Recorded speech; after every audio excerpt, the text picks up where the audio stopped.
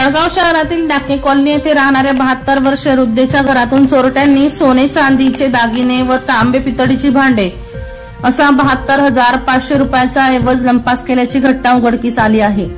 या प्रकरणी MIDC police ठाण्यात गुन्हा दाखल करण्यात आला। मिळालेल्या माहितीनुसार कमल गोपाल तेली वय 72 या ढाके कॉलनी येथे राहतात।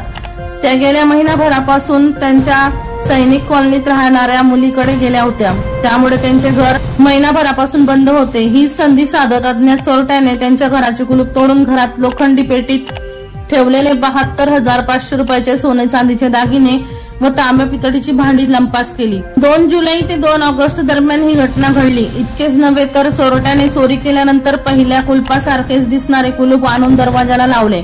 या प्रकरणी सोमवारी कमल तेली यांनी पोलिसात फिर्याद दिली आहे। या घटनेचा पुढील तपास उपनिरीक्षक राजेंद्र उगले हे करीत आहेत। वर्षा लोहार यांचा रिपोर्ट V1 लाईव्ह जळगाव।